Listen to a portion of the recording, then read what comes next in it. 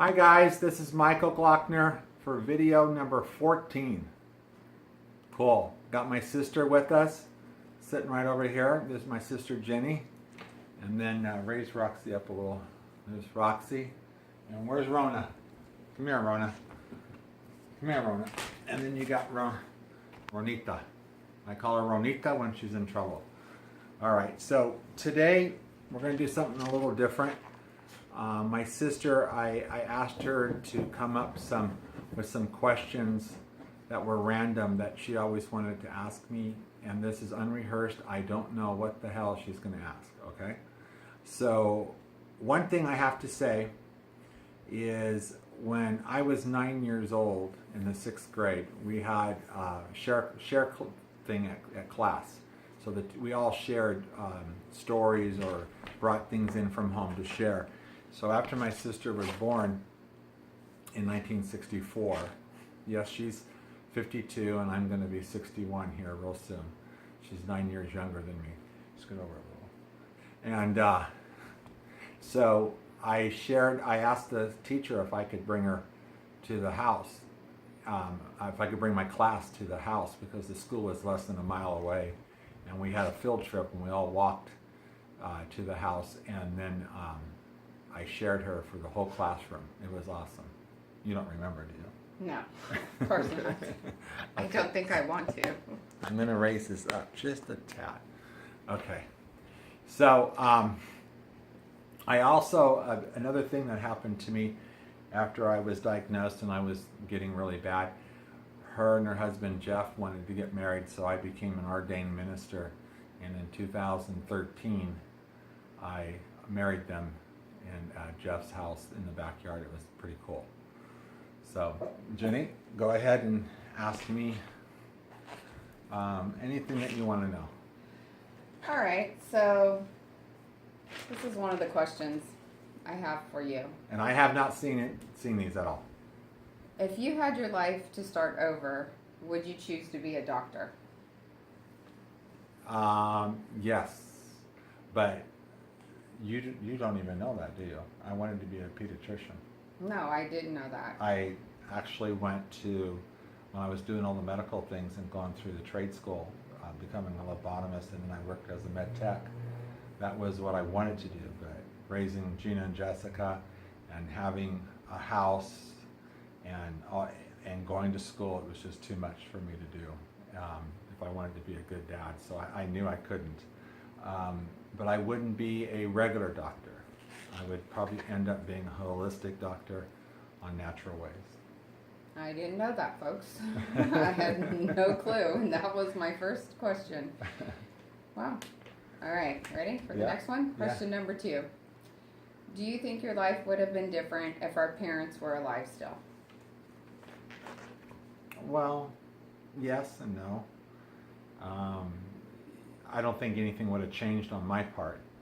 I think having them here would have been awesome, but I think the outcome for, are you asking the outcome for me? Mm-hmm. The outcome for me probably would be the same. I don't think so. I think it would have been awesome, but no, I don't think the outcome would have been different. All right. Third question, are you afraid of death?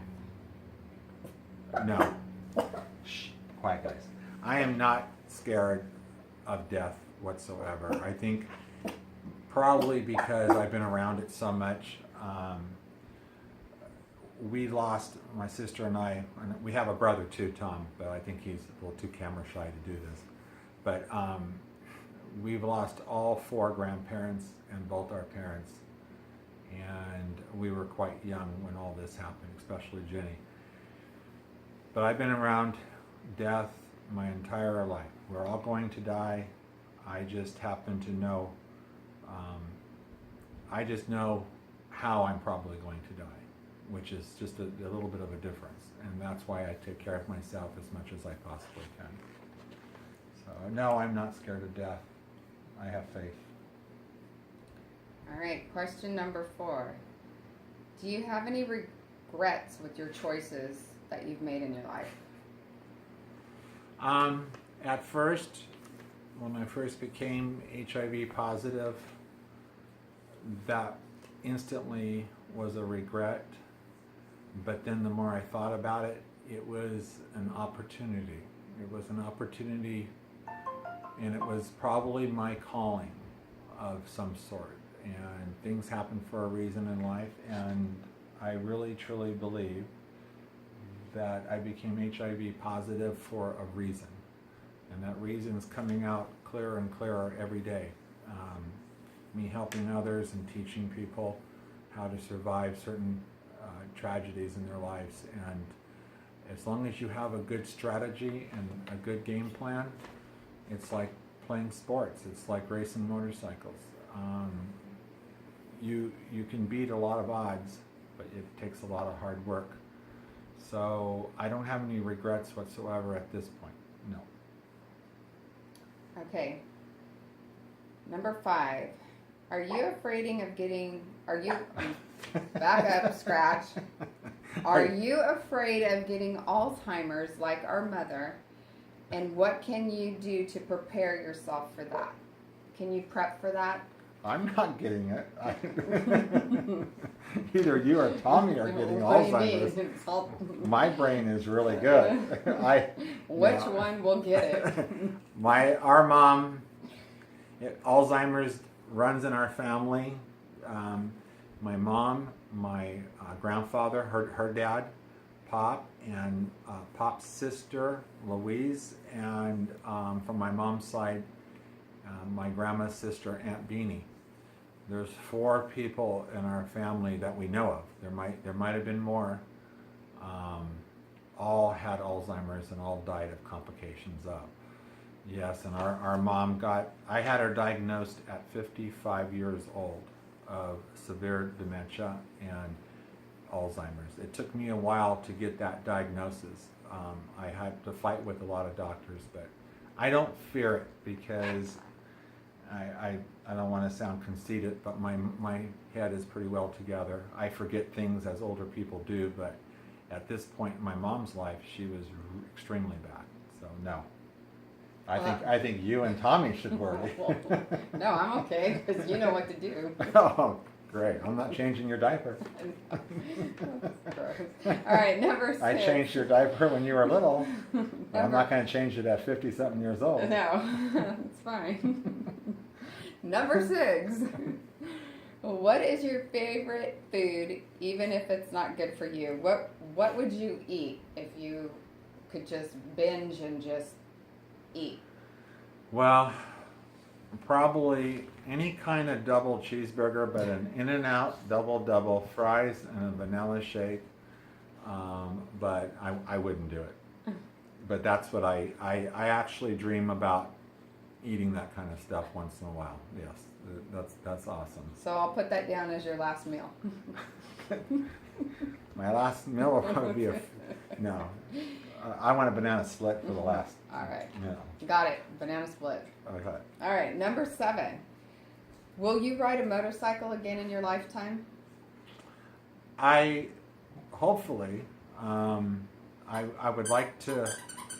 Okay, I'm sorry, guys. Rona has a squeaky toy over here. Come here. Come here, you little shit. Anyway, the question was, will I ever ride a motorcycle again? I can ride a motorcycle. My whole thing is riding on the street. I don't have much leverage in my hands and my feet, and my mobility skills are off. I still kind of, once in a while, wobble when I walk due to the myelopathy in my spine. Sometimes I don't have any feeling on the bottom of my feet whatsoever, so I walk on my heels. So riding in the street can be a little bit challenging for me. Riding in the dirt's another story. So I would love to take a motocross bike on a track again. And if anybody out there has one that they want to volunteer and take me, that would be cool.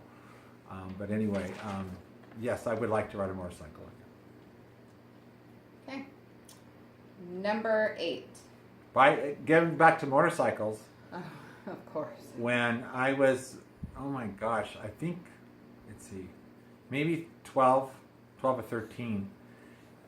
My first bike was a little Suzuki 80. in 1964. It was an 82 stroke. And I took my sister here across the street in the field to give her a ride on the back.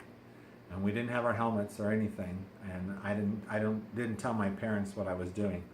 So I was in the field and we were going around this corner. And it was a small corner.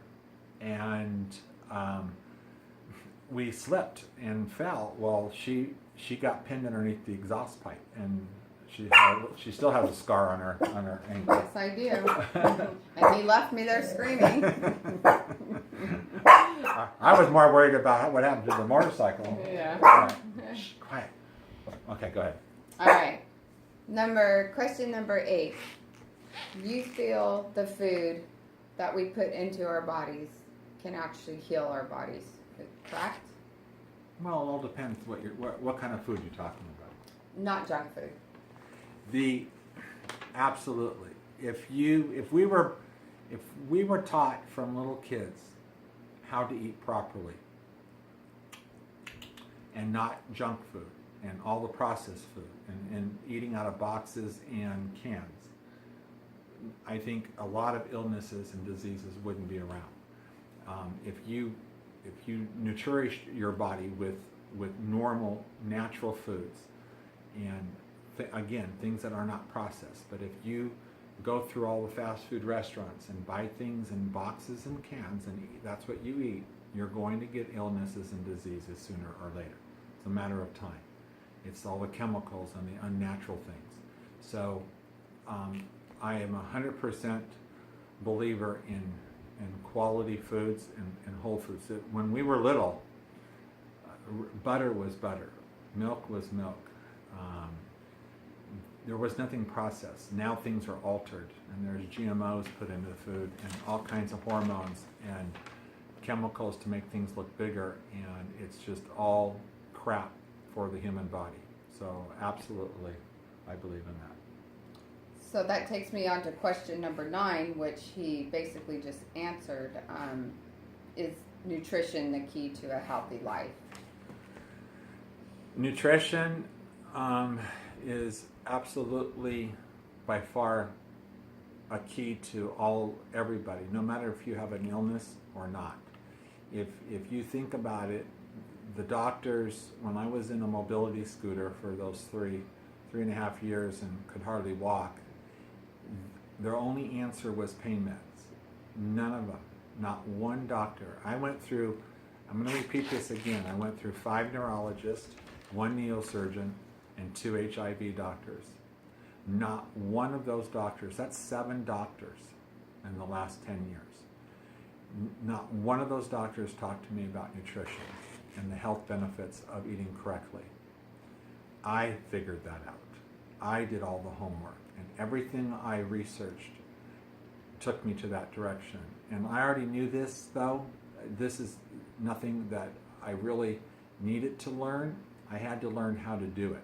I had to learn how to put down all the junk. And when I was really ill there for a while, people would come over and bring me food. They would make stuff from home, and they would buy stuff at the store and bring it over to me in boxes. And even though I appreciated what people were doing, that's what people do, is they try to help. But what they didn't know is they were actually giving me more poison for my body. So especially when you're ill, you have to eat the right types of foods and do the right types of things. It's not easy to do. As you guys know, I've said this in almost every damn video. You gotta put your head down and you have to do it. There's no other way. You can eat the junk food, but it will not do anything for your body. Everything you put in your mouth, you have to know what you're doing to yourself. You have to know what that particular food is doing. And what I do now is probably 80% of the food that I look at is for inflammation, because I try to keep the inflammation down because of my spinal cord.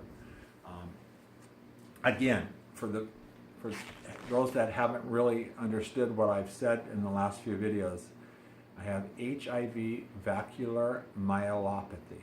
It is not neuropathy. Neuropathy is what a lot of diabetic people get. I have myelopathy. So it is different. It's a spinal cord disease where the shin around my nerves, it's like snake skin covering the nerves. That's eating away.